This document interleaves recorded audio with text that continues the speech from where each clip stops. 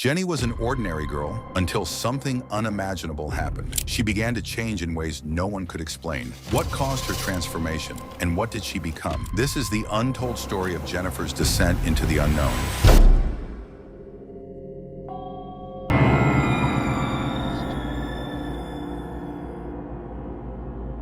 My name's Carla, and, well, Jenny and I, we weren't just friends.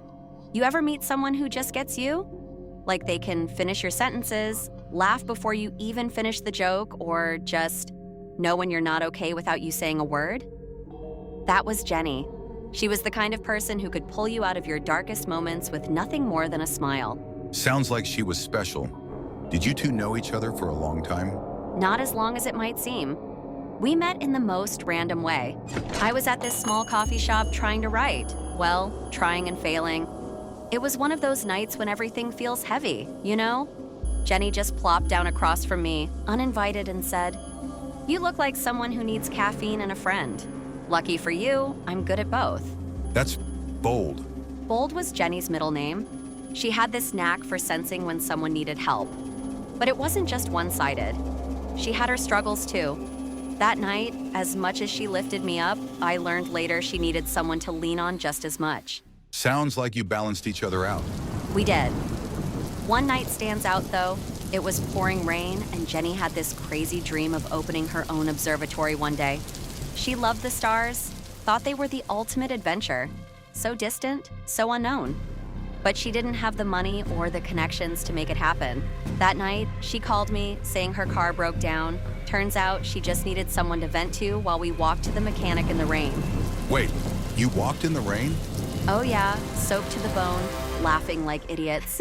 She shared her dreams, and I shared mine. We talked about the future, what scared us, what kept us going. That night, I realized our friendship wasn't just her pulling me out of the dark. We were holding each other up. Wow, sounds like you were sisters from different mothers. Yeah, that's exactly what we were. All right, Carla, let's get to the heart of it. Can you tell us what happened that night? The night that changed everything? It started like any other late-night drive. Jenny loved to get out of the city, away from the noise. We'd find these quiet back roads where the stars seemed close enough to touch. She called it chasing the unknown. Chasing the unknown. That sounds ominous. Looking back, it was. But at the time, it was just us being us. All right, Carla, you've painted such a vivid picture of who Jenny was. But now I have to ask, what happened that night? It's hard to talk about even now, but I'll try. We were on one of our late-night drives, Jenny's favorite thing to do. She called it her escape route. That night, she was more excited than usual. There was supposed to be some rare meteor shower. She couldn't stop talking about it, her eyes glowing like a kid on Christmas morning. So this was all about her love for the stars? Yeah, but it was more than that. She used to say the stars reminded her that there was something bigger out there. Something waiting to be discovered. I didn't get it at the time. I just went along because it made her happy. We were driving down this narrow, empty road, the kind where your headlights are the only thing cutting through the darkness. It was peaceful at first, the kind of quiet that feels too perfect, you know? Like the calm before the storm? Exactly. Then it started. I felt it before I saw it. A weight in the air, like the whole world was holding its breath. I remember saying, "Something's not right today, Jenny. Let's turn back." She just laughed and said, "You worry too much, Carla. We're fine." But I wasn't fine. I couldn't shake the feeling that we were being watched. Watched? By what? I didn't know. I still don't. But then I saw it. A faint light in the sky just above the treetops. At first, I thought it was a plane, but it wasn't moving like one. It was erratic, zigzagging like it was searching for something. I told Jenny, "I feel like someone's following us." She just smiled, pointed out the window and said, "Look at that star over there. It's moving way faster than the others." That's when I knew it wasn't a star. The light got brighter, too bright. It wasn't just one light anymore. There were multiple, like they were surrounding us. And then everything exploded into chaos. Chaos? What do you mean? The car, it started shaking. Not like a flat tire or a bad road. It felt like something was grabbing it. Jenny was still laughing, thinking it was some kind of prank. But then the lights flooded the car. I don't remember much after that, just flashes.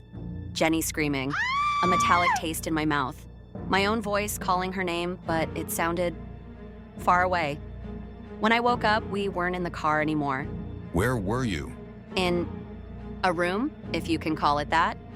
The walls weren't walls. They were smooth, almost alive, glowing faintly. The air was heavy, filled with this strange hum. And Jenny? She was there too, but different. She was restrained on this metal table, her face pale, her eyes wide with fear. I was frozen, strapped to something I couldn't see. And then they came. They? The figures. Shadows at first, but when they stepped closer, they weren't human. Their skin shimmered like liquid silver. Their eyes, they didn't blink, just stared with this cold, detached curiosity. They surrounded Jenny, ignoring me entirely, as if she was the one they wanted. What did they do? They selected her. That's the only way I can describe it. One of them reached out, its hand, if you could call it that, hovering over her like it was scanning her soul. Jenny started screaming, calling my name, begging me to help, but I couldn't move. I couldn't even close my eyes. And then they took her. Took her where? Deeper into the lab. I couldn't see where, but the last thing I heard was her voice, echoing through the walls, growing fainter until it was gone. Carla, I can't imagine what that must have felt like. It felt like losing her piece by piece. Carla, I don't know how you held on through all of this, but something tells me Jenny wasn't done fighting. No, she wasn't. Even after everything they did to her, there was still a part of Jenny that refused to give in. What happened next? They turned their attention to me. I don't know why. Maybe they were done with her, or maybe they wanted to test me next. But they started moving toward me, and that's when I saw it. Saw what? Jenny. She was still restrained, but her body, it started glowing. Faint at first, like the light was coming from inside her. Her head snapped up, and her eyes. They weren't just glowing now. They were burning. She broke free. She broke free? Yes, she tore through those restraints like they were paper. The aliens stepped back, like they were surprised, or maybe even afraid. She turned to me, her voice echoing in my head. Run, Carla. But you didn't, did you? No? How could I? I couldn't leave her like that. Jenny, she wasn't fully human anymore. Her hands, those claws crackled with this electric energy. The air around her shimmered like heat waves, and her movements were otherworldly. But there was still a part of her in there. She looked at me, and for a moment I saw the old Jenny. She smiled just for a second and said, "I won't let them take you." Then everything happened so fast. She turned toward the aliens and unleashed something. Energy, light, I don't even know what to call it. It exploded out of her, throwing them back. The walls of the lab started shaking, and the hum grew louder, almost deafening. Was she fighting them? Yes, but it wasn't just them, it was the lab itself. The place felt alive, and she was tearing it apart. She screamed, this raw, guttural sound that was part pain, part rage. She was fighting them, but she was fighting herself too. I could see it in her face, the struggle to hold on to what was left of her humanity. And you? What were you doing? I was screaming for her, begging her to stop. Please stop. The lab was collapsing, and she was in the middle of it all. But she just looked at me, her eyes glowing brighter than ever.